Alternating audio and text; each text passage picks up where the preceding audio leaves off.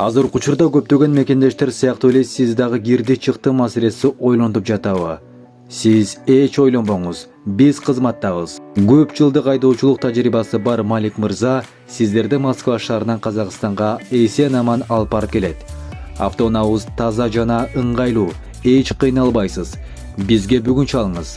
Биздин байланыш номерлер: WhatsApp +7926 422 1990. Байланыш номери +7999 836 68 23. Тартынбай чала бериңиздер. Биз үчүн сиздин коопсуздугуңуз маанилүү. Москва шаарында мекендештеринен обузалап акча талап кылган кыргызстандыктар кармалды. Бул тууралуу Ички иштер министрлигинин басма сөз кызматы билдирди. Маалыматка караганда, кармалган кылмыштуу топтун мүчөлөрү мекендештерин коркутуп, үркүтүү жана обузалап акча талап кылуу менен алектенип, Москва шаарынын жана Москва облусунун аймагында жеке ишкерлик менен алектенген жарандардын үстүнөн көзөмөлдөө жүргүзүүгө аракет кылышкан. Шектүүлөрдүн бирөөсү Мырза Кайман аты менен белгилүү болгон Ош облусунун 1986 жылы туулган тургуну. Ал аты жөнүн 3 жолу өзгөрткөн. Экинчиси Роха Кайман атын алып жүргөн Чүй облусунун 1998 жылы туулган жашоочусу экени белгилүү болду. Бул факты боюнча кармалган жарандарга карата бир нече беренелердин негизинде кылмыш иши козголду. Ички иштер министрлигинин Орусиядагы өкүлчүлүгү тарабынан кармалгандардын мурда жасалган оор кылмыштарга катыштыгы бар экендигин тактоо, ошондой эле бул кылмыштуу топтун башка мүчөлөрүн аныктоо боюнча иш-чаралар жүргүзүлүүдө. Жогорудагы адамдардын мыйзамсыз аракеттеринен жапа чеккен Кыргызстандын жарандары Ички иштер министрлигинин Орусиядагы өкүлчүлүгүнө +7926 890 87 00 телефону аркылуу кайрылууну өтүнөбүз. Купуялуулукка кепилдик берилет деп айтылат маалыматта. Булак Суперкежи. Кытай Кайман аты менен белгилүү уюшкан кылмыштуу топтун активдүү мүчөсү кармалды. Бул тууралуу Ош шаардык Ички иштер башкармалыгынын басма сөз кызматы маалымдады. Маалыматка караганда 8 декабрда Ош шаардык Ички иштер башкармалыгынын кылмыш иликтөө тобу тарабынан 3 жаран кармалган. Алар акча өндүрүү максатында адам уурдап, жабырлануучуга моралдык, психологиялык басым жасап, денесине залал келтиришкен.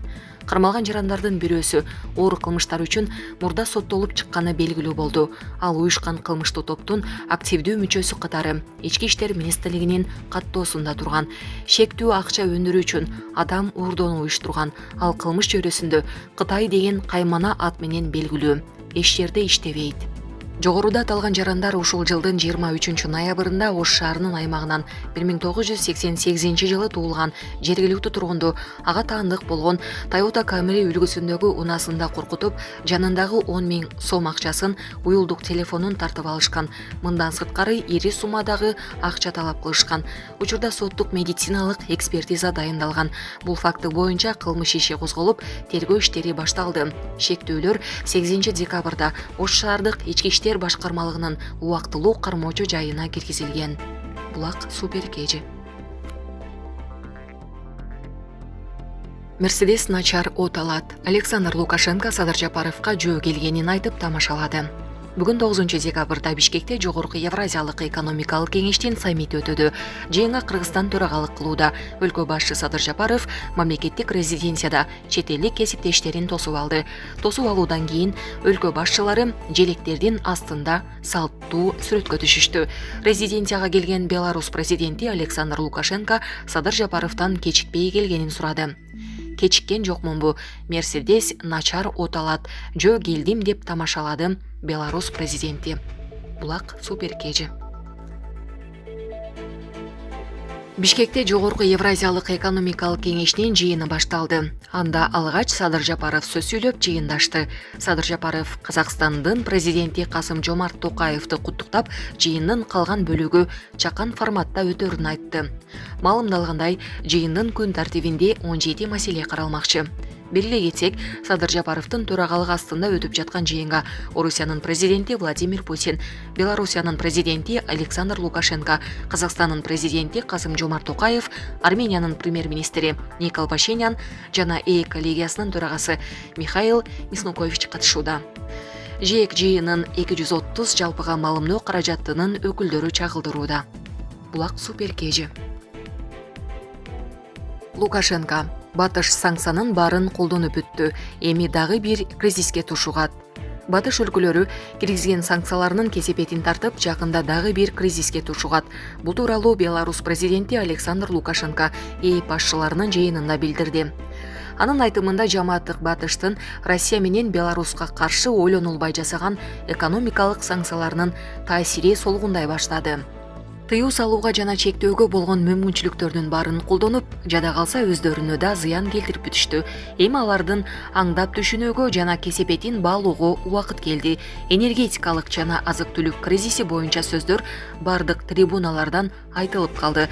Жакында белгилүү өлкөлөрдө ушул эки кризиске дагы бирөө саясий кризис кошуларын божомолдоого көп акылдын кереги жок. Анын белгилери ачык эле көрүнө баштады. Батыштын бир катар мамлекеттеринде калктын жана бизнестин наразычылыктары барган сайын катуулоодо. Биздин өлкөлөр экономикалык коллапска туруштук бере алды. Ошол эле учурда санкциянын демилгечилеринин өзү алда канча катуу жабыркады. Биз эң башкысы элибиздин жашоо деңгээлин начарлатууга жол берген жокпуз, деди Лукашенко. Ошондой эле ал сырткы басымдарга каршы туруу жана экономиканын туруктуулугун сактоо үчүн ЭИБтин биргелешкен аракеттери санкциянын мизин кайтарууга шарт түзгөнүн белгиледи. Бирок ушуну менен токтоп калбай, биримдикти стратегиялык багытта өнүктүрүүгө өзгөчө көңүл бурууга чакырды. Булак Спутник кежи.